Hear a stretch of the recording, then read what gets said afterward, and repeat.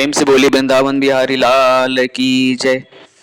आइए मेरे YouTube subscribers, आज हम श्रीमद् भागवत जी के 13वें भाग का वीडियो जो कि तृतीय स्कंध को शुरुआत करता है उसके बारे में जानते हैं। और इस 13वें वीडियो में आप तृतीय स्कंध के बारे में जानेंगे, तृतीय स्कंध की कथा को सुनेंगे, समझेंगे, जिसमें ब्रह्मांड की उत्पत्ति और विराट पुरुष की स्थिति का वर्णन कैसे किया गया है यह मैं आपको बताऊंगा। और द्वितीय स्कंद जो कि पिछले 12वें वीडियो में विराम हुआ था, वहां पर आपने तृतीय स्कंद तक की पूरी कथा सुनी है, पहले स्कंद द्वितीय स्कंद की। तो अगर आपको तृतीय स्कंद से पहले की कथा जाननी है तो मेरे प्लेलिस्ट को आप देख सकते हैं। यूट्यूब में जो प्लेलिस्ट अवेलेबल है श्रीमद् भागवत जी का, वहां पर जो है 12 वीडियो उपलब्ध हैं जिसमें प्रथम स्कंद और द्वितीय स्कंद की कथा को पूरी तरह से बताया गया है। अब हम आपको आगे तृतीय स्कंद की कथा बताते हैं और जानते हैं कि श्रीमद् भागवत जी में तृतीय स्कंद में क्या कहा गया है। विदुर जी के प्रसंग गृह त्याग को बताते हुए सुखदेव जी बोले, पांडव अपनी प्रतिज्ञा पूरी करके धृतराष्ट्र के पास आए और उनसे अपना राज्य मांगा। धृतराष्ट्र ने उनके न्यायपूर्ण निवेदन को भी अस्वीकार कर दिया। विदुर जी ने धृतराष्ट्र को विवेक सम्मत सलाह दी, जिसे विदुर नीति कहा जाता है। विदुर जी ने धृतराष्ट्र को समझाया कि हे महाराज, कौरवों की दुष्टता के कारण ही पांडवों को 13 वर्ष तक वन में भटकना पड़ा है। अब अवधि पूरी हो गई है, अतएव आप यह राज्य पांडवों को लौटा दे। देखिए, हम जो है जानते हैं, हमने सुना है कि विदुर नीति कही जाती है। विदुर नीति क्या है? तो यह विदुर नीति है कि विवेक सम्मत सलाह देना। विदुर जी अपनी बात धृतराष्ट्र को समझा ही रहे थे कि शकुनी और दुशासन वहां आ गए। वे दोनों विदुर जी के ऊपर बहुत क्रोधित हुए और उन्हें धृष्ट बुद्धि, दासी पुत्र आदि बड़े बहुत ही बुरे बुरे वचन कहे और उनका अपमान कर दिया। पर धृतराष्ट्र जी चुप रहे। विदुर जी ने भी इस घटना को भगवान की माया के रूप में ही ले लिया, क्योंकि जो कुछ भी घटित हो रहा है वह ईश्वर की इच्छा का ही परिणाम है। तो देखिए, यहाँ पर विदुर जी ने जो है कितने संयम और धीरज का जो है परिचय दिया। उन्होंने कहा कि जो भी मैं समझा रहा हूँ धृतराष्ट्र जी को, वह जो है मेरा धर्म है, वह मुझे जैसा आता है, जो समझ में आता है वो मैं समझा रहा हूँ। परंतु यह जो दुशासन और शकुनी कर रहे हैं, मेरा अपमान कर रहे हैं, मुझे जैसा भी कह रहे हैं, ये प्रभु की माया है, उसके कारण ही कह रहे हैं और इसमें भी कुछ ना कुछ जो है फलस्वरूप कुछ छिपा होगा। तो विदुर जी ने ऐसा सोचा इसके विषय में। समझते हैं कि इसके आगे की कथा क्या है। वे कौरवों के प्रदेश को छोड़कर तीर्थ यात्रा के लिए निकल पड़े। विदुर जी जो है कौरवों के प्रदेश को छोड़ देते हैं और तीर्थ यात्रा के लिए निकल जाते हैं।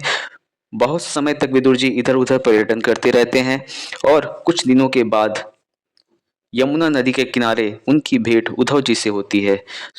यमुना नदी के किनारे उद्धव जी और विदुर जी दोनों की मुलाकात होती है। उद्धव जी ने विदुर जी को बताया कि कौरवों ने पांडवों से कहा कि सुई की नोक के बराबर भी जमीन पांडवों को युद्ध के बिना नहीं देंगे। इस बात पर महाभारत का भयंकर युद्ध हुआ, लेकिन भगवान कृष्ण की सहायता से पांडव विजयी हुए।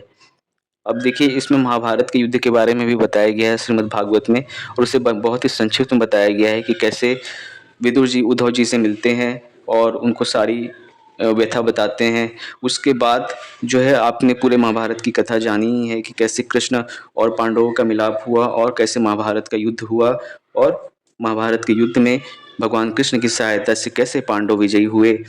इसके बाद विदुर जी ने उद्धव जी से भगवान कृष्ण और उनके सगे संबंधियों के बारे में पूछा।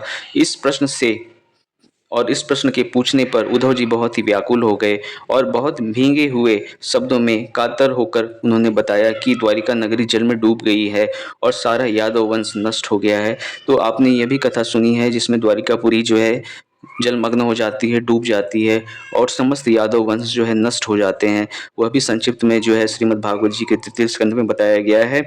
भगवान श्री कृष्ण अंतर्ध्यान हो गए हैं और विदुर जी ने यह सारा वृतांत सुना और दुखी हो उठे।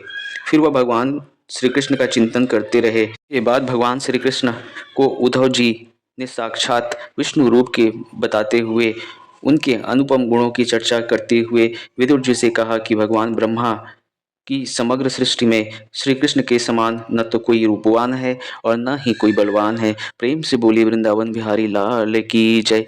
उनकी शक्ति से धर्म द्वेषी थर थर कांपते हैं। वे तो साधु जनों के कष्टों के निवारण के लिए महत्व के अंश से युक्त होकर अग्नि के समान अविविवृद्ध हुए हैं। और यहाँ पर जो है श्री कृष्ण की महिमा का गुणगान सुनने को मिलता है और श्री कृष्ण के बारे में जो है जानने को मिलता है, जो कि विष्णु के रूप में जो है भगवान नारायण जो है श्री कृष्ण की महिमा और उनके गुणों का जो है बखान कर रहे हैं।